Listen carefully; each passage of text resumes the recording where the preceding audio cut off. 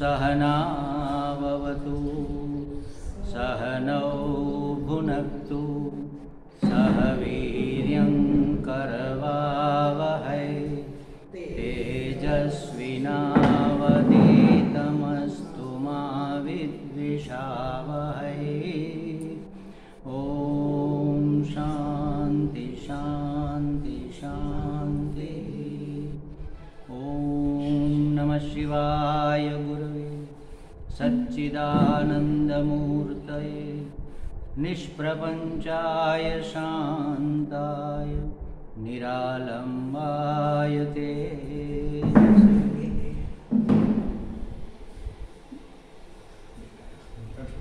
ये जो दूसरा मंत्र हमने बोला ना, ओम नमः शिवाय गुरुवे सच्चिदानंद मूर्तये निष्प्रपंचाय शांताय निरालंबाय तेजसे, निरालंब उपनिषद का पहला मंत्र है और उसमें ये मुझे बहुत पसंद है। हमारे दादा गुरु को भी ये बहुत पसंद था।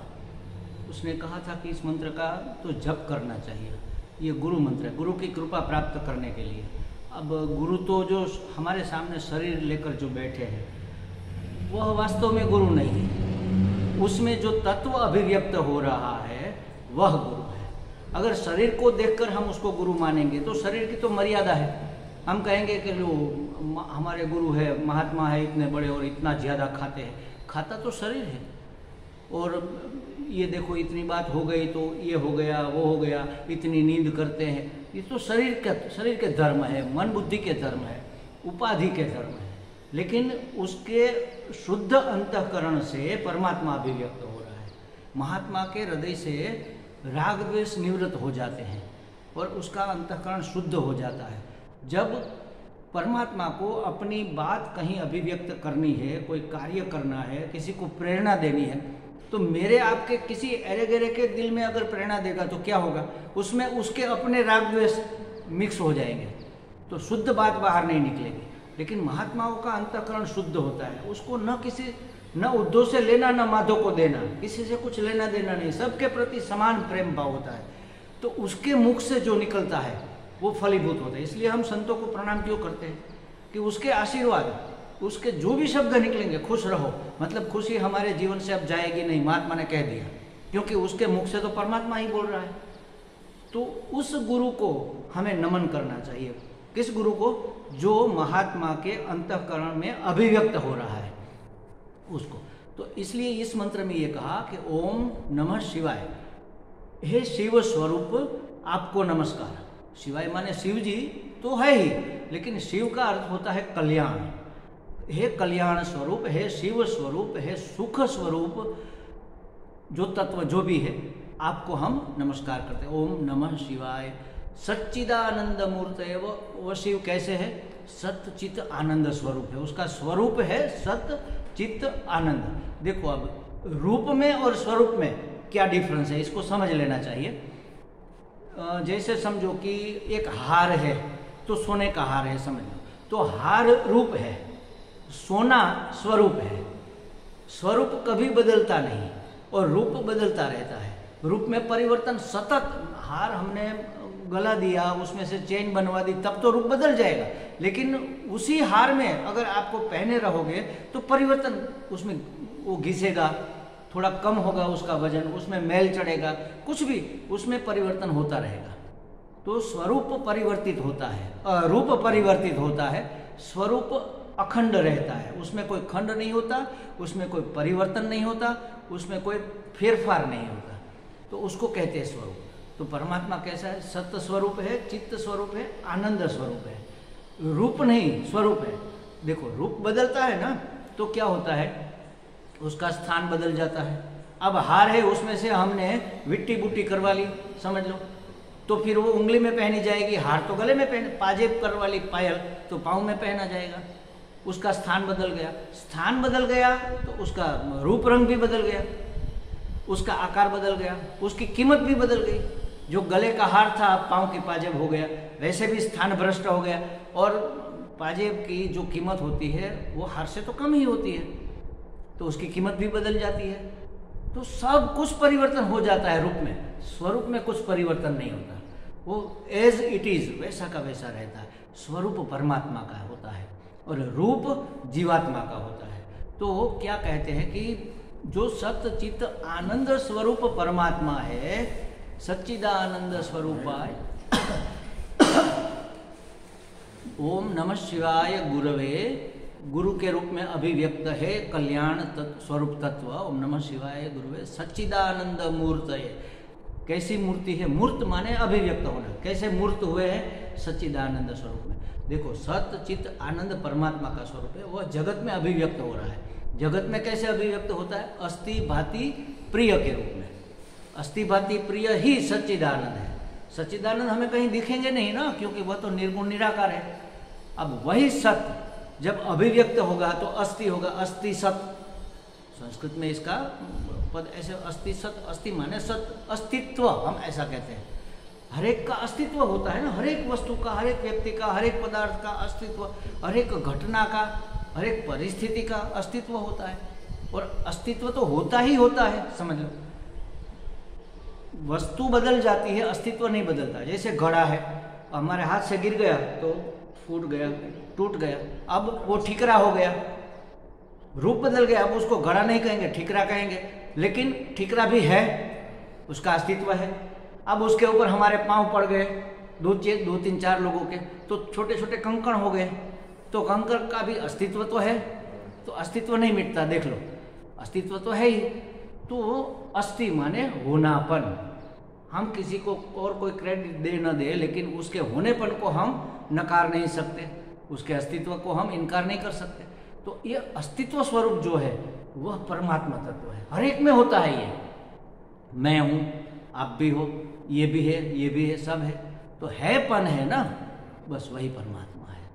जो हमारा हैपना है वही परमात्मा। अस्थि भाति है, कैसे पता चला? अरे भासमान हो रहा है, प्रतीत हो रहा है। तो जो प्रतीत है वही प्रतीत होगा ना, जो नहीं है प्रतीत कहाँ से होगा? तो प्रतीत जो हो रहा है, जो भासमान हो रहा है, वह चित्त स्वरूप है। चित्त माने ज्ञान, प्रकाश, अभिव्यक्ति। तो बोध स्वरूप है, जो चित्त स्वरूप है, उसी को भाति, भासमान हो रहा है, ऐसा कहते हैं। और प्रिय माने उपयोगी। हमारी व्यावहारिक भाषा में, सांसारिक भाषा में जो उपयोगी है वही प्रिय होगा। जिसका उपयोग नहीं है उसको हम भूल जाएंगे, उसकी प्रियता खत्म हो जाएगी। जैसे समझो एक पेड़ है ना, अगर कोई एक डाली की उपयोगिता नहीं रहेगी तो अपने आप वो डाली सूख जाएगी। जिसकी उपयोगिता नहीं रहती वो उसका उपसंहार कर लेते हैं परमात्मा। जिस किसी का भी अवस्था हो जाती है, आयु लेकर आए हैं, अब कोई उपयोग नहीं रहा, जितना कर्म का फल भोगना था भोग लिया।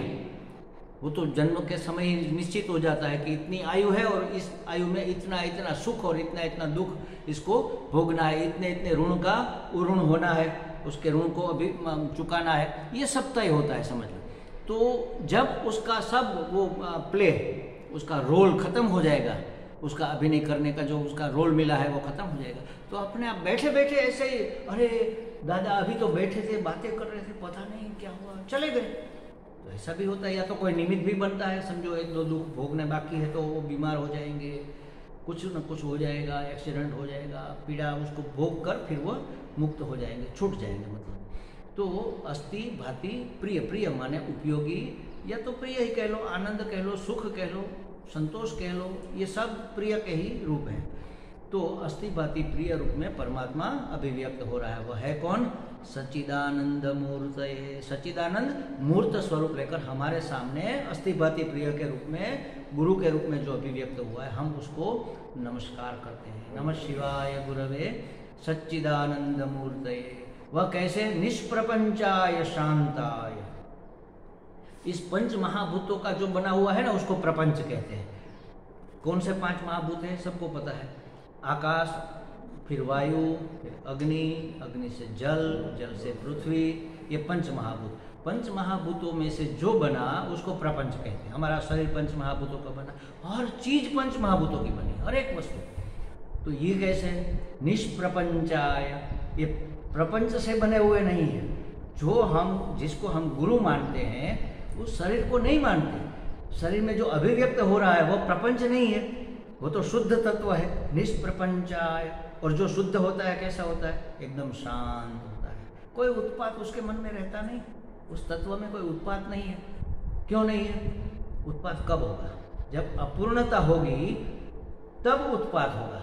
जैसे समझो कि एक बोतल में हमने जल भर दिया, अब बोतल हिलती है तो अंदर का जल भी हिलता है, लेकिन ठसाठस भर दिया ऊपर तक, भर के फिर ऊपर ढक्कन लगा दिया। अब आप ऐसे ऐसे घुमाओ, अंदर हिलेगा? कहाँ जगह नहीं है ना हिलने के लिए। आकाश क्यों नहीं हिलता? ठसाठस भरा हुआ है, उसके बगैर एक सुई के नोक के बराबर भी जगह नहीं है, वो हिल के जाएगा कहाँ? जहाँ खाली होगा वहाँ जाएगा ना। हम उदाहरण लास्ट टाइम दिया था शायद आपको, जैसे वर्षा बहन एक गिलास ले लो, खाली खाली, तो जो जगह जहाँ पर है वहाँ तो जाएगा। तो शांत कब होगा? जब पूर्ण है, परिपूर्ण है। आधा अधूरा है ना, वह आवाज करता है, वह उत्पाद करता है। जो परिपूर्ण है उसमें कोई हलचल नहीं होती। वह कैसा होता है? शांत स्वरूप, शांताय निरालंबाय तेजसे। उसको किसी के आधार की जरूरत नहीं है। आलंबन वो सबका आधार है, जो परम तत्व है वही सबका आधार है, उसको किसी के आधार की जरूरत नहीं रहती। निरालंबाय, और कैसे? तेज से, तेज स्वरूप, प्रकाश स्वरूप, ज्ञान स्वरूप है। देखो ये जैसे उत्पाद की हमने बात की, ये ग्लास है यहाँ पर है, इसमें हमने ये पेन रख दी। अब ग्लास को उठाकर हमने यहाँ रखा, तो उसके साथ पेन भी गई कि नहीं गई ना। अब इसके अंदर जो खाली जगह है उसको आकाश कहेंगे। अब यहाँ से यहाँ जाता है ग्लास, तो उसके अंदर पेन भी जाती है, आकाश भी जाता है कि नहीं जाता? गया? कैसे जाएगा? हर जगह ठसाठस भरा हुआ, वहां जगह ही नहीं है ना जाने की। यहाँ का आकाश यहीं रह गया,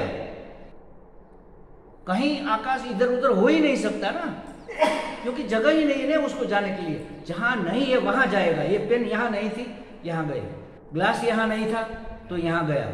तो आकाश तो यहाँ था, पहले से था, अंदर बाहर सब जगह, भीतर बाहर भरपूर, ऐसे कहते हैं ना। तो ये आकाश तत्व ही ऐसा एक तत्व है पंचमहाभूतों में जो सर्वत्र व्याप्त है, और उस आकाश को भी रहने के लिए जो जगह देता है वह परम तत्व है। परमात्मा में आकाश भी परमात्मा के अंदर है, समझ लो। तो जैसे हम कहते हैं ना घड़े के अंदर का आकाश, ये घड़ा समझ लो, घटाकाश, इसके अंदर का आकाश। ये मठ है, तो मठ के अंदर का आकाश मठाकाश, और बाहर का आकाश महाकाश, बहुत बड़ा, ठीक है। तो ये घटाकाश, तो आकाश का एक टुकड़ा काट कर हमने इसमें डाला क्या? उसके टुकड़े हो सकते हैं?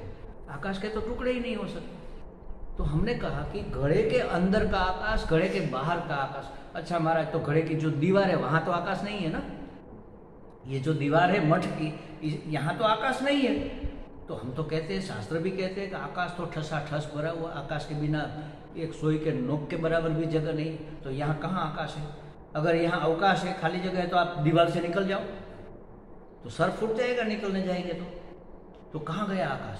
नहीं, इसमें भी है, सूक्ष्म स्वरूप में है। देखो वैज्ञानिकों ने क्या किया कि एक पदार्थ को लिया, उसको तोड़ा, तोड़ के उसका कण बनाया, और कण को भी तोड़ा तो उसके अणु बने, अणु को भी तोड़ा तो परमाणु बने, परमाणु को भी तोड़ा तो बीजाणु बने। बीजाणु या परमाणु कह लो, किसके बने होते हैं? 3 अंश होते हैं उसमें, इलेक्ट्रॉन, न्यूट्रॉन, प्रोटॉन। न्यूट्रॉन स्थिर रहता है और इलेक्ट्रॉन प्रोटॉन क्या करता है? घूमते रहते हैं। उसकी न्यूट्रॉन जो है वो धुरी है, वो केंद्र है, उस केंद्र के आसपास इतने जोर से घूमते हैं, लंब जैसा आकार बन, जैसे हम अग्नि को ऐसे घुमाते हैं तो चक्कर हो जाता है, ऐसे जोर जोर से घूमते हैं। अब घूमेंगे कहाँ? जगह नहीं होगी तो घूमेंगे क्या?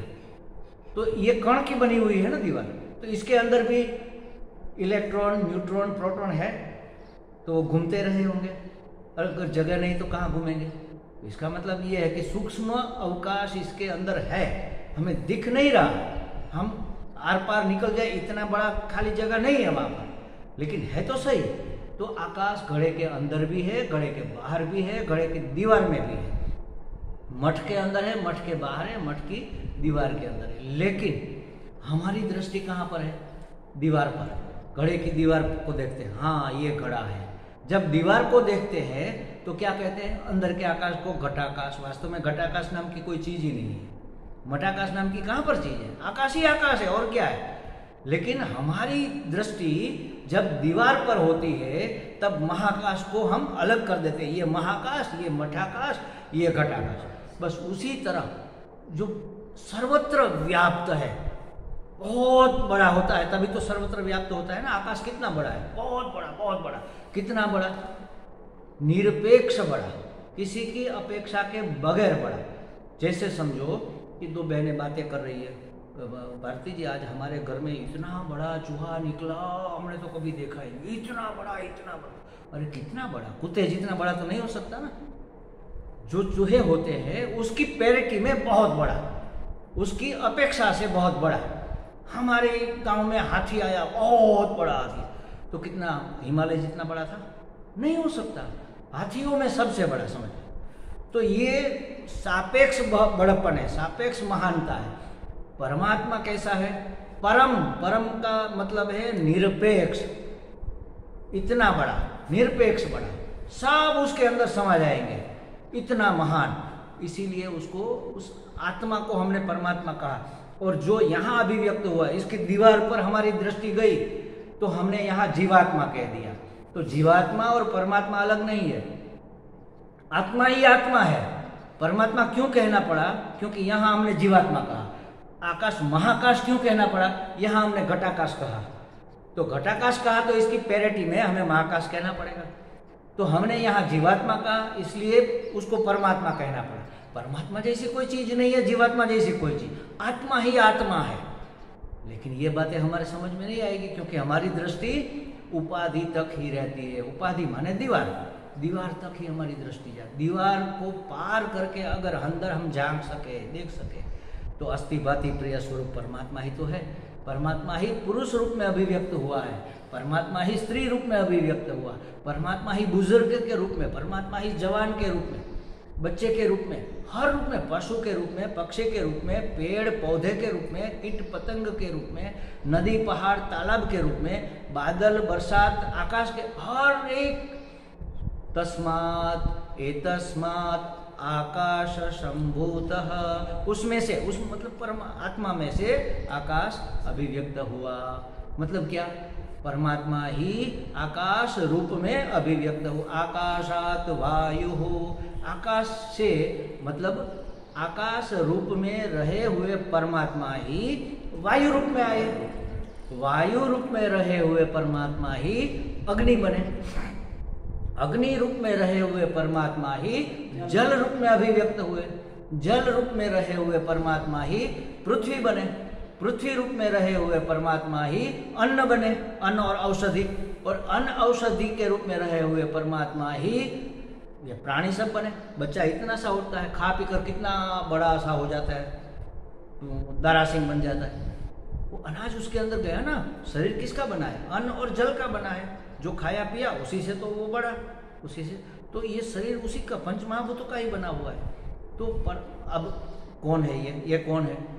ये शरीर कौन है? परमात्मा ही तो है। इस शरीर को विलीन करो, ये जब नष्ट हो जाता है तो कहाँ जाता है? आकाश आकाश में मिल जाता है, वायु वायु में मिल जाती है, अग्नि अग्नि में मिल जाती है, और मिट्टी मिट्टी में मिल जाती है, खाक बनकर। सब पंचमहाभूत अपने अपने पंचमहाभूत में मिल जाते हैं। और पंचमहाभूत किसके बने हैं? पृथ्वी कहाँ से आई? जल में से। जल कहाँ से आया? अग्नि से। अग्नि कहाँ से आई? वायु से। वायु कहाँ से आया? आकाश से। और आकाश कहाँ से आया? तस्मात् एतस्मात् आत्मानः आकाश संभूत। आत्मा ही तो आकाश बना। आत्मा माने परम आत्मा। तो उसके से, जैसे हम कहते हैं ना कि ये चैन है, तो एक टुकड़ा लिया सोने का, सोने ने उसका उसने सरिया बनाया। फिर सरिये जो सोना था, लगड़ी था, जो वो जो सरिया बना, तो सोने का ही सरिया बना ना। उस सरिये को खींचकर तार बनाया, तो जो सोने का सरिया था वही सोने का तार बना। हम सोना शब्द छोड़ देते हैं, सरिया तार बना ऐसा कहते हैं, इसलिए गलती हो जाती है। सोने का जो सरिया था वही सोने का तार बना। जो सोने का तार बना उसके टुकड़े किए, तो टुकड़े किसके हैं? सोने के। सोने के तार के टुकड़े हुए, सोने के। सोने के टुकड़े को जोड़ जोड़ कर कड़ी बनाया, एक एक कड़ी अलग, और कड़ियों को जोड़कर चेन बना। अब चेन सोने का, हम कहते हैं कि ये तो हार है, हम चेन को देखते हैं, सोना नहीं देखते।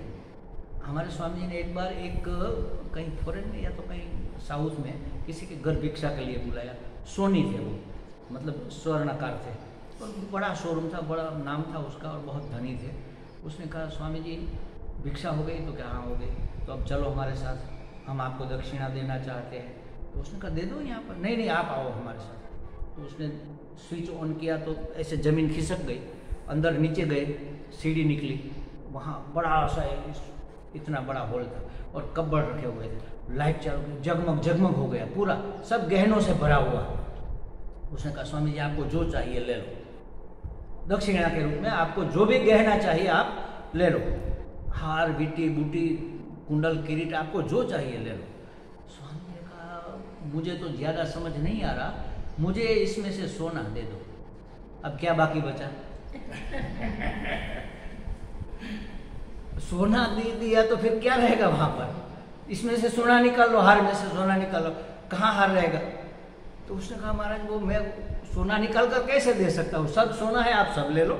इतना वो उदार था। स्वामी ने कहा नहीं, मैं ये समझाना चाहता हूँ कि सोना ही स्वरूप है, उसी तरह तुम और मैं परमात्मा है, जो आत्मा के रूप में जीवात्मा के रूप में अभिव्यक्त हो रहा है, वह वास्तव में परमात्मा है। ये जो जान लेता है और मान भी लेता है, जान तो सबने लिया, जानता तो सब है, मानता कौन है? मानता कौन है? हमारे राम बाबू कहते थे जानते सब है, मानता कौन है? क्यों नहीं मानते? कभी हमने प्रश्न भी नहीं किया क्यों नहीं मानते? मानते क्यों नहीं? मान लेना चाहिए ना, ये तो अच्छी बात है। क्यों नहीं मानते? हमारे उद्धार की बात है, कल्याण की बात है, सुख की बात है, आनंद की बात है, क्यों नहीं मानते? मन नहीं मानता ना, बुद्धि ने जान लिया। जानना बुद्धि से होता है, मानना मन से होता है। और बुद्धि जानती है लेकिन बुद्धि को तो हमने उसका खुराक दे दिया। अब मन को क्या करना? बुद्धि शिक्षा, बुद्धि ग्रहण करती है, बुद्धि को शिक्षित करना होता है, मन को दीक्षित करना होता है। हमें दीक्षा लेनी पड़ेगी। दीक्षा मतलब ये संन्यास लेना या किसी से गुरु मंत्र ले लेना, इसको दीक्षा बोलते हैं, वास्तविक वो दीक्षा नहीं है। दीक्षा का मतलब है तात्पर्य निश्चय हो जाना चाहिए कि नहीं अब हमें अपने स्वरूप को जानना है।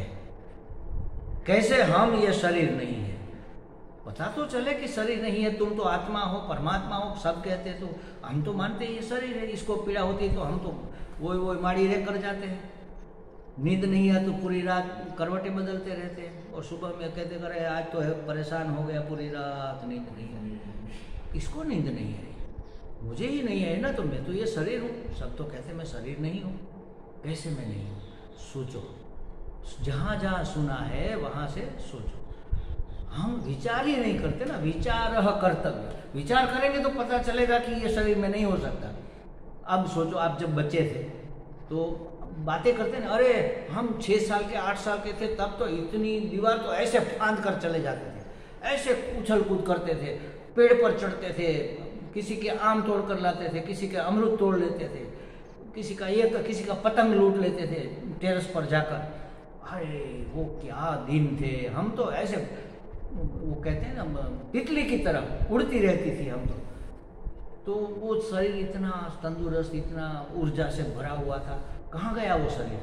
अरे वो तो चला गया। वो बचपन का शरीर गया, जवानी का शरीर आ गया। जवानी में तो हमारी क्या बात करें, हम जवानी दीवानी, हम तो इतने साहस से भरपूर थे। कहाँ गया वो शरीर? वो भी चला गया।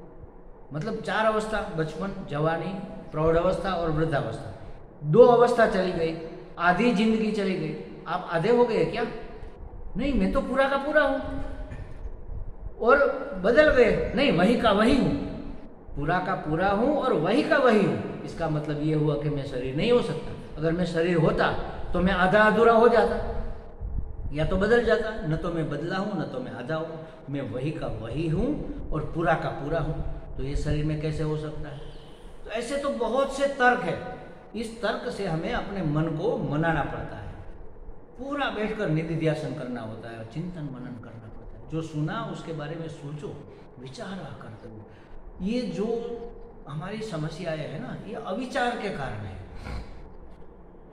हमारे स्वामी चिन्मयानंद जी ऐसे कहते थे कि गलती से हमने जो मान लिया है ना, समस्या उसी के कारण है। अज्ञान के कारण भ्रम हो गया है और भ्रम के कारण सब समस्या पैदा हो गई। तो उसकी अगर हम निवृत्ति करेंगे तो समस्याओं का समाधान। तुरंत ऐसे बैठे बिठाए हो जाएगा। जीवन की कोई समस्या हमारी नहीं रहेगी। समस्या रहेगी दुनिया में जो नहीं समझते है उसके लिए, हमारे लिए कोई समस्या। हम तो हमेशा आनंद में रहेंगे। हमें तो आनंद ही चाहिए ना, और क्या चाहिए। जीवन में कोई भी काम कोई भी कर रहा है, चाहे बच्चा है चाहे बूढ़ा है, जो भी कर रहा है किसके लिए कर रहा है? सुख के लिए, आनंद के लिए। उसको किसी को अगर पता चले, दादा को अगर पता चले कि नहीं माणिक बेट के घर जाएंगे तो बहुत दुख होने वाला है, तो आएंगे क्या? आज तो नहीं जाएंगे, बहुत दुख होने वाला है। लेकिन समाचार मिला कि कोई महात्मा आए हैं और सत्संग होगा, अच्छा तब तो बड़ा आनंद आएगा, तब तो आते हैं ना। अगर आनंद नहीं आता है तो क्यों आएंगे? कुछ भी करने वाला कुछ भी क्यों करता है? अगर उसमें उसको खुशी नहीं मिलती है तो वो नहीं करेगा। हमारी हर एक प्रवृत्ति और हमारी हर एक वृत्ति आनंद की खोज में है, उसी के लिए है। और शास्त्र के आनंद तुम्हारा स्वरूप है जो कभी बदलता ही नहीं। स्वरूप बदलता नहीं, रूप बदलता है। तो तुम आनंद स्वरूप हो, मतलब कि आनंद से ठसाठस भरे हुए हो। इतनी भी जगह तुम में खाली नहीं है बिना आनंद के। लेकिन महाराज हमें तो दुख ही दुख दिखाई पड़ता है। तो सोचो, विवेक करो, विचार करते हुए माने विवेक करना पड़ता है। क्या सत्य है, क्या मिथ्या है, क्या नित्य है, क्या अनित्य है, क्या उपादेय है, क्या हेय है, और क्या प्राप्त करने योग्य है और क्या छोड़ने योग्य है। हमने किसको पकड़ कर रखा है? परछाई कभी पकड़ में आती है क्या? फिर भी हम प्रयत्न करते हैं उसको पकड़ कर रखने का। जीवन तो बहता जा रहा है, संसार बहता जा रहा है। संबंध में क्या होता है? अरे हमारा तो इतना याराना था, इतनी गहरी दोस्ती थी, लेकिन टूट गई। क्यों? अरे हमने सोचा नहीं था वो ऐसे निकलेंगे। वो तो ऐसे ही थे ना, हमने नहीं सोचा। गलती किसकी है? और वो ऐसे नहीं भी होते तो भी ऐसे नहीं हो सकते थे क्या? सब परिवर्तनशील है। तो मनुष्य का मन नहीं बदलेगा, मनुष्य की पसंद नहीं बदलेगी, उसके शौक नहीं बदलेंगे, उसका व्यवसाय नहीं बदलेगा क्या? वही के वही रहेंगे। जो बच्चे थे तब थे वैसे ही रहेंगे क्या? नहीं रहेंगे। आप भी नहीं रहे तो वो कैसे रहेंगे? उसमें भी परिवर्तन होगा, उसके विचारों में परिवर्तन होगा, उसके भाव में परिवर्तन होगा। तो दोस्ती है, दोस्ती उतनी गहरी नहीं भी रहेगी, या तो ज्यादा भी हो जाएगी, हो सकता है बहुत गहरी भी हो जाए।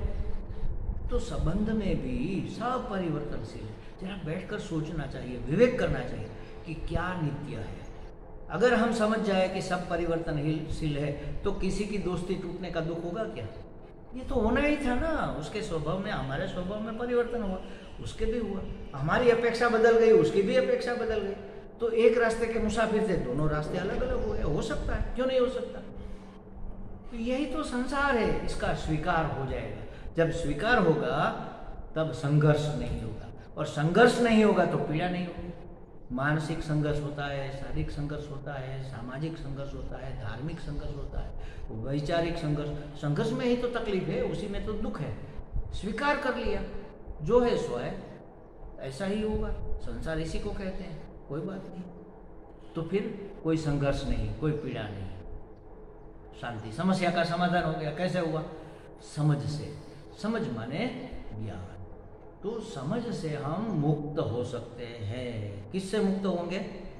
समस्याओं से, दुख से, परिच्छिन्नता से, पराधीनता से, अज्ञान से, बेवकूफ़ी से। हम बेवकूफ़ी करते रहते हैं, उससे मुक्त हो जाएंगे। तो मुक्ति, सब प्रकार की मुक्ति एक शब्द में कहेंगे तो उसको मोक्ष कहते हैं। मोक्ष और कोई चीज़ नहीं।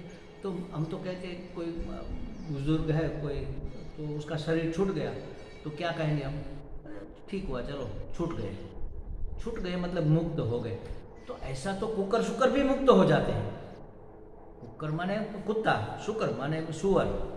कुत्ते बिल्ली भी मर के तो शरीर से छूट जाते हैं ना। वो मुक्ति सही मुक्ति थोड़ी है। वो तो वापस आएंगे, फिर जन्म लेंगे, बार बार जन्म लेंगे, और बार बार जननी के जठर में औंधे लटकेंगे। पुनरपि जननम पुनरपि मरणम पुनरपि जननी जठरे शयनम। वही होता रहेगा। इसलिए शंकराचार्य जी ने लिखा, भज गोविंदम गोविंदम भज मूढ़मते। हे मूढ़मती, तुम्हारी मति मूढ़ हो गई है। अब जरा विचार करो, जरा विवेक करो और देखो कि क्या कर रहे हो। पिसा हुआ पीस रहे हैं, बस अंधे की तरह। जो पिसा हुआ है उसी आटे को फिर से पीस रहे हैं और पसीने से तरबतर हो रहे। अरे हमने तो बहुत पीसा, अभी भी क्यों खत्म नहीं होता? क्योंकि जो पिसा हुआ है उसी को उठा उठा कर फिर से डाल रहे।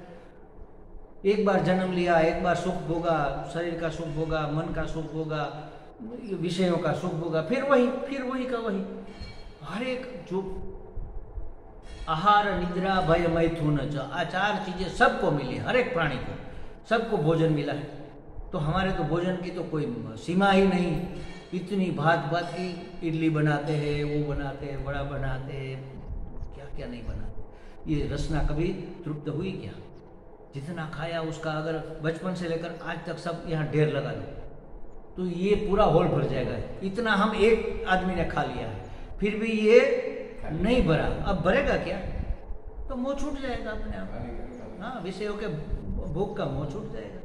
विचार नहीं करते ना, विचार करना चाहिए कि हम किस लिए ये सब कर रहे हैं, क्या चाहिए हमें, और जो चाहिए वहाँ से मिलेगा क्या। विषयों में अगर सुख होता तो सदा मिलता, सबको मिलता, लेकिन नहीं मिलता। चाय में सुख है, लेकिन ये तो स्वामी जी को ही चाय में सुख है, वर्षा जी को कहाँ चाय में सुख है? उसको तो दवाई लगती है, वो तो चखती भी नहीं है। हमें तो सुख लगता है। अगर सुख होता तो उसको भी मिलता ना। चीनी मीठी है तो सबको मीठी लगेगी, शक्कर मीठी है तो सबको, अच्छा मुझे मीठी लगेगी, मतलब पुरुष को भी लगेगी, स्त्री को भी लगेगी, अच्छा दिन में भी लगेगी और रात में भी लगेगी। देखने वाले को लगेगी, अंधे को, उसको भी मीठी लगेगी, जो उसका स्वभाव है। अगर सुख किसी विषय में होता तो सबको मिलता, सबको नहीं मिलता। सब समय मिलता। चीनी अभी खाओ, 2 घंटे के बाद खाओ, 4 घंटे के बाद खाओ, अधरात मधरात को खाओ, सुबह में खाओ, मीठी ही लगेगी। तो हर समय सुख मिलना चाहिए। चाय में सुख है तो रात को 3 बजे 2 बजे उठाकर चंपा माता जी ने कहा कि स्वामी जी लो आपके लिए चाय बनी। अरे आपने तो हमारी नींद खराब कर दी। अरे आपको तो बहुत मजा आता है ना। अरे अब कहाँ मजा आएगा? अगर उसमें सुख होता तो रात को 2 बजे भी सुख मिलता, नहीं मिलता। हर एक को नहीं मिलता, हर समय को नहीं मिलता, हर स्थान में नहीं मिलता। अगर सुख मिलता तो हर स्थान में मिलना चाहिए था। कहीं पर भी जाओ मिलेगा, नहीं मिलता, हर स्थान में नहीं मिलता, कुछ एक स्थानों पर ही मिलता है, हर जगह नहीं। तो विषयों में सुख नहीं है, तो हमें सुख तो लगता है, उसी में से मिलता लगता है, तो है कहाँ वास्तव में। तो एक उसके लिए एक छोटी सी कहानी मैंने अगले बार भी कही थी, शायद ये बार बार सुनना चाहिए, पुनः पुनः श्रवण कुर्यात्, तभी दृढ़ होगा। मन की दीक्षा करनी है ना। तो एक लड़का हमारे धर्मेल जैसा गडरिया था, गाय बैल भैंस चराने जंगल में जाता, अपनी गायों को चरा कर जब धूप निकल आती, दोपहर हो जाती, तो एक बड़ा सा पेड़ था एक तालाब के किनारे। उस पेड़ की छांव में गैया को बिठा देता, खुद भी वहाँ बैठकर भोजन करता, थोड़ा आराम करता, और फिर थोड़ी धूप ढलने के बाद फिर से वह चराने लग जाता। तो एक दिन उन्होंने क्या किया, बैल को, गायों को मतलब बिठाया, पानी वानी पिलाकर, फिर उसने सोचा चलो मैं हाथ पांव जरा धोकर फिर भोजन करने बैठूं। तो हाथ पांव धोने गया, तालाब में देखा, अरे हीरे का हार पड़ा है इसमें। तो आज आसपास में देखा कोई है नहीं, मैं निकाल लूँ, लाख रुपये का, लाखों का हार है, मेरा तो जीवन संवर जाएगा। और वो जो गडरिया के बच्चे होते हैं, चरवा है, वो तो तैरना भी जानते हैं। तो उसने डुबकी लगाई, हार पकड़ा, बाहर आया, देखा तो हार तो नहीं है, हार तो रह गया, छूट गया। अरे हार कैसे रह गया? मैंने ठीक से पकड़ा नहीं होगा। एक शीला थी, उसके ऊपर चढ़कर जोर से बुस्का लगाया, डुबकी लगाई गहरी, और ऐसे सब इकट्ठा किया, सबको लेकर बाहर निकला। तो कचरा हाथ में आया, देखा हार तो वहीं का वहीं। अरे निकल क्यों नहीं रहा है? तभी कोई एक एजुकेटेड कोई पर्सन वहाँ से निकला, कोई युवान, उसने कहा यहाँ आओ भैया, मैं आपको एक बात बताऊँ, मैंने एक चीज़ देखी है, लाखों रुपये की है, लेकिन मेरे से वो पकड़ में नहीं आती, हम दोनों के भागीदारी कर लेते हैं, आप हमें निकाल दो। तो उसने कहा क्या है? देखो हीरे का हार इसमें पड़ा हुआ है, तो तुम निकालो। देखो मैंने भीगा हुआ तो हूँ, मैंने 2 बार डुबकी लगाई, मेरे हाथ में तो नहीं आ रहा है, कैसे क्या? अरे मैंने ऐसे करके भी पकड़ा, तो भी देखो ये कचरा आया जो तालाब के गहराई में पड़ा था, वो हार तो नहीं आया। वो जो थोड़ा एजुकेटेड था, बुद्धिमान था, उसने सोचा क्यों पकड़ो, देखा अरे उसका नहीं निकलेगा वो, क्यों? क्योंकि वहाँ पर है ही नहीं। तो दिख तो रहा, ऊपर जो पेड़ की डाली है ना, वहाँ लटक रहा है, प्रतिबिंब इसमें पड़ रहा है, वो प्रतिबिंब पकड़ में आएगा कभी, चाहे कितनी भी डुबकी लगा लो। सुख यहाँ पर है, आनंद यहाँ पर है, और वह विषय में प्रतिबिंबित हो रहा है। आप विषय में से चाहे कितनी डुबकी लगाओ, लगता है उसको जब पकड़ता था लगता था कि हाथ में आ गया, अब मैं बाहर निकलूं और देख लूं कि कैसा है, लेकिन बाहर निकला तो हाथ में कुछ नहीं। विषय भोगते हैं तो लगता है हाँ सुख मिल गया, लेकिन भोग जैसे ही खत्म हो गया सुख चला गया। रसगुल्ला खाया, बड़ी मौज आ गई, बहुत पसंद है, बहुत मीठा है, बहुत अच्छा बनाया हुआ है। तो दीदी ने कहा कि एक और खा लो। वीणा दीदी लाती है हमारे लिए, कहती स्वामी जी एक और लो रसगुल्ला। एक वहाँ के रसगुल्ले इतने बड़े बड़े होते हैं उत्तराखंड के वहाँ हरिद्वार में। तो चलो ठीक है एक और ले लेते हैं, ले लिया, वो भी खा लिया, पेट भर गया। और वो आए कांति भाई, वहाँ के जो किचन मास्टर है, स्वामी जी एक और ले लो। अब नहीं होगा, अब बिल्कुल नहीं होगा, पेट भर गया। नहीं नहीं यार, मेरे हाथ से तो आपने खाया ही नहीं, लेना पड़ेगा। जबरदस्ती ले लिया, ले तो लिया, खा भी लिया, जबरदस्ती खाया, कोई आनंद आया नहीं। अब कोई और आ गया समझ लो, और उसने कहा स्वामी जी एक मेरी ओर से, क्या हाथ जोड़ेंगे? भाई बस करो, अब जो गया वो भी बाहर निकलेगा। जो सुख देने वाला था दुख कैसे देने लग गया? अगर उसमें सुख होता तो चाहे जितने भी खाओ सुख बढ़ता जाना चाहिए। हर एक विषय को ऐसे हमें खोल खोल कर देखना है। 5 इंद्रियों के 5 विषय है, शब्द, स्पर्श, रूप, रस, गंध। हमें सुंदर रूप देखकर आनंद आ रहा है, शब्द सुंदर है, मधुर संगीत सुनाई देता है तो खुश हो जाते हैं। संगीत नहीं है, कोई हमारी प्रशंसा कर रहा है, वो भी हमें मधुर लगता है तो भी खुश हो जाते हैं। अरे हमारी बात कर रहे हैं, हाँ देखो हमारी महानता के चर्चे हो रहे हैं। और कोई निंदा करता है तो हमें दुख भी होता है। अरे वो स्वामी जी की क्या आप बात कर रहे हो, उसका तो खाने के बाद नाम लेना, आप कैसे जानते हैं? तो हमने तो सुना, हमारे कान खड़े हो गए, अरे हमारे बारे में ऐसा कौन कह रहा है? तभी उसने कहा हम तो बॉम्बे में एक चोल में साथ में रहते थे। हाँ अब मैं वो नहीं, वो तो कोई दूसरे स्वामी होंगे, मैं तो बॉम्बे गया ही नहीं। तो तुरंत ठीक हो जाता है। तो सुख दुख होता है मधुर शब्द सुनकर, प्रशंसा सुनकर, निंदा सुनकर। तो ये कान के श्रोत्रेंद्रिय के विषय। खुशबू आई तो किसको पसंद नहीं है? किसी को एक खुशबू, किसी को दूसरी पसंद है। नहीं नहीं नहीं, ये मोगरे की खुशबू मुझे बिल्कुल पसंद है, गुलाब की लाओ। तो कोई खुशबू पसंद है, कोई नहीं है। तो ये नाक का विषय है, घ्राणेंद्रिय का। सुंदर सुंदर जो स्पर्श होता है, ये कॉटन के सुंदर, सोते वक्त देखते हैं जरा साफ कर लो, इसमें कोई कंकड़ वंकड़ तो नहीं है। ये चादर भी इतनी स्मूथ होनी चाहिए ताकि नींद अच्छे से आए। ये त्वचा के विषय है। तो शब्द, स्पर्श, रूप, रस, जिह्वा के रस की तो बात हो गई, और गंध, सब विषय हमें सुख देते लगते हैं, वास्तव में देते हैं नहीं। बस इस बेवकूफी से निकल जाने का नाम है मुक्ति। मरने के बाद मुक्त होने को कहाँ मुक्ति? हो तो कुकर शुकर की भी होती है। तो हमारे जो शास्त्र है, जो वेद है, उसमें पूरा ज्ञान भरा हुआ है, उससे बाहर एक शब्द भी नहीं है। चाहे कोई भी कुछ भी बोले, चाहे कोई कुछ भी समझाए, ये स्वामी समझाए या कोई दूसरे स्वामी आकर समझाए, इतना छोटा ग्रंथ पढ़ो या इतना बड़ा ग्रंथ, सब वेद का ही जूठन है। वेद में सब लिखा हुआ है। वेद का सार उपनिषद कहते हैं। वेद का जो सार भाग है, उत्कृष्ट भाग है, अंतिम भाग है, उसको अंत, वेदांत कहते हैं। वेदांत का भी सार, वेदांत सार कहा जाता है। वो सार का भी सार निकला। वेदांत सार की बातें भगवान दत्तात्रेय जी ने जीवन मुक्ति गीता ऐसे एक छोटे से ग्रंथ में लिखा हुआ। तो हम उसका अध्ययन करने जा रहे हैं। जीवन मुक्ति गीता जो लिखा है भगवान दत्तात्रेय ने, कि जीवन मुक्त किसको कहेंगे, उसकी अवस्था कैसी होती है, जीवन मुक्ति क्या है, इन सब की उसमें व्याख्या की गई है। तो जीवन मुक्ति का मतलब अब हमें समझ में आ गया कि हम विषयों के गुलाम नहीं रहेंगे। मतलब कि हमें जो सुख चाहिए, जो आनंद चाहिए, जो नित्यता चाहिए, जो हमें ज्ञान प्रकाश चाहिए, बेवकूफ़ नहीं रहना चाहती, ये सब हम ऑलरेडी है। हम जो चाहते हैं वह हम है ही। यह जान लेना ही मुक्ति है। 3 चीज़ों से हमें मुक्ति चाहिए। वैसे बहुत सी सारी चीज़ें, लेकिन 3 में सब आ जाता है। हमें मृत्यु से मुक्ति चाहिए। हम कोई मरना नहीं चाहते, चाहे बूढ़े से बूढ़ा आदमी, बीमार से बीमार आदमी, अंग गल गए समझ लो, हाथ पांव कट गए हैं, सिर्फ इतना बॉडी रहा है, आंख से दिखता नहीं, कान से सुनाई देता नहीं, फिर भी उसको जीना है। उसको कहो कि आपने सुना कभी किसी ने कहा कि चलो बहुत जी लिया खैराज भाई, चलो अब मर जाते हैं? कोई नहीं कहेगा।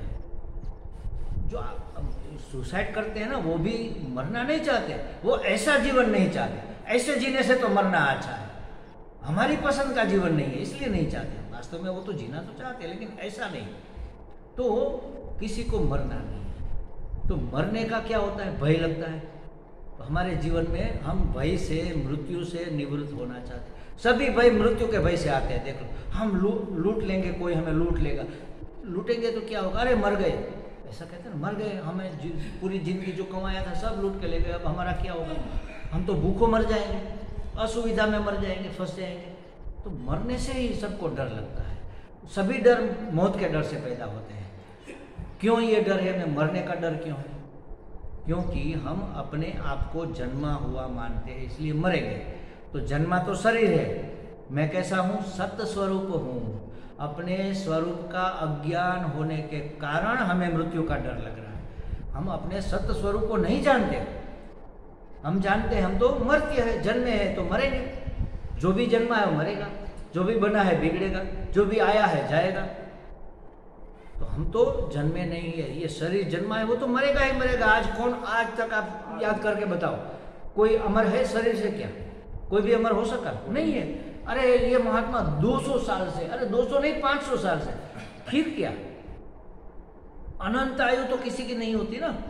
उसने योगा अभ्यास करके कुछ सिद्धियां हासिल करके, समझ लो हिमालय में तप करे, 500 साल से जिंदा है, मान लिया चलो। अब कितना जिएंगे? और 500 साल जिएंगे क्या? नहीं, अंत तो आना ही है शरीर का तो। लेकिन हम सत्य स्वरूप हैं। मैं नहीं मरता, शरीर तो बदलता है, मैं नहीं बदला ना, तो मैं शरीर नहीं हो सकता, मैं नहीं मर सकता। मैं अपने स्वरूप को जान जाऊं तो ये भय मृत्यु का निकल जाएगा। तो मृत्यु से हम बचना चाहते हैं। और दूसरा, बेवकूफ़ी से बचना चाहते हैं। कोई हमें ठग लेगा, हमें यही डर लगता है ना, कोई हमें ठग लेगा। ठग कैसे लेगा? हम बेवकूफ़ हैं तभी तो ठग लेगा, हम जानते नहीं है। तो किसी को अनजान नहीं रहना है। इसलिए देखो, अभी ये जो सत्संग चल रहा है ना, कोई पड़ोस में से कोई आवाज़ आए तो हमारे कान उधर खींचेंगे। क्या आवाज़ आई? कुछ गिरा क्या? कुछ हुआ क्या? कोई एक्सीडेंट हुआ क्या? कौन बोल रहा है? हम जानना चाहते हैं, क्योंकि अनजान रहना किसी को पसंद नहीं, बेवकूफ़ी किसी को पसंद नहीं। तो हम चित्त स्वरूप हैं। शास्त्र कहता है तुम चित्त स्वरूप, चित्त माने ज्ञान स्वरूप हो। कोई अज्ञान तुम में हो ही नहीं सकता। जो अज्ञान है वो वास्तव में है ही नहीं, उसी का अज्ञान है। संसार तो है ही नहीं, उसी का तो अज्ञान है। जो टिकता नहीं वो थोड़ी है, सत्य है वही तो है। तो ज्ञान स्वरूप का, हमारे ज्ञान स्वरूप का हमें भान नहीं है, इसलिए हम अज्ञान से बचना चाहते हैं, बेवकूफ़ी से बचना, ठगे जाने से बचना चाहते हैं। तो ये डर है कि कहीं हम ठगे न जाए, कहीं हम बेवकूफ़ न रह जाए। कहीं बच्चों को हम पढ़ा जा रहे, मूर्ख पढ़ेगा नहीं तो क्या करेगा? बेवकूफ़ रह जाएगा। पढ़ो पढ़ो पढ़ो जल्दी, किसी को बेवकूफ़ नहीं रहना है। तो सत्य, चित्त और आनंद। हम सुखी दुखी, अरे बहुत बड़े दुख है महाराज, क्या बताऊँ, दुख की तो कोई सीमा नहीं। हम दुख से बचना चाहते हैं। हम मानते हैं कि हम ये शरीर है। दुख कहाँ पर है? मन में। सुख दुख मन के धर्म है, भूख प्यास प्राण के धर्म है। तो मन के धर्म को हमने अपना धर्म मान लिया। तो मन दुखी हुआ तो हम दुखी हो गए, मन सुखी हुआ हम सुखी हो गए। वास्तव में दुख जैसी कोई चीज़ है ही नहीं। पीड़ा है वो कर्मों का फल है, लेकिन पीड़ा से दुख आएगा ये बात गलत। एक दुख है, एक मैं हूँ, लेकिन मैं दुखी हूँ, यहाँ बेवकूफ़ी है, ये गलती है। तो अपने आनंद स्वरूप को नहीं जानने के कारण हम सुख दुख से बचना चाहते हैं, मृत्यु से बचना चाहते हैं, ठगे जाने से बचना चाहते हैं और दुख से बचना चाहते हैं। सब बाकी सब इसी में आ गया। आप किसी भी चीज़ को ले लो, इस तीन में आ गया। क्यों ऐसा है? क्योंकि हम अपने वास्तविक स्वरूप को, सत्य चित्त आनंद स्वरूप को नहीं जानते हैं। अब तो जान लिया ना, अब तो जान लिया। अब सुख दुख नहीं होना चाहिए, अब कोई मुश्किल नहीं होना, भय नहीं होना चाहिए। होगा? क्यों होगा? क्योंकि जाना है, माना कहाँ पर है? जान लिया से तो मान लेना। मान लेना माने मन को दीक्षित करना पड़ेगा। बार बार पुनः पुनः श्रवण कुर्यात, बार बार सुनो। और विचार कर्तव्य, जो सुना है उसके ऊपर विचार करो, मनन करो। मन से मनन होता है, तब उसके संस्कार गहरे बैठेंगे। कहाँ पर? चित्त में। तब चिंतन करो, चिंतन माने निधिध्यासन करो। तो श्रवण, मनन और निधिध्यासन से हमें अपने स्वरूप का मानना होगा, और तब हम जानते हुए भी मानने भी लग जाएंगे। तो कुछ भी हो जाए, हमें क्या फर्क पड़ता है? कोई अखंड आनंद, अखंड एक रस आनंद। एक रस माने हमारे एक रसानंद जी है जामनगर में, वो कहते हैं, उदाहरण देते हैं, जैसे समझो कि आप दरिया में अंदर गए, 1 किलोमीटर अंदर चले गए, वो उसके चश्मा आते हैं, वो चश्मा और ऑक्सीजन लेकर गए, वहाँ जाकर देखा, क्या दिखता है भाई? पानी। आगे जहाँ तक नजर जाती है पानी पानी, पीछे पानी पानी, आजू बाजू ऊपर नीचे पानी पानी। कैसा पानी? यहाँ मैला पानी, यहाँ गहरा पानी, ऐसा नहीं, एक रस। क्योंकि अंदर में तो कोई हिलचाल नहीं होती ना, एक रस पानी।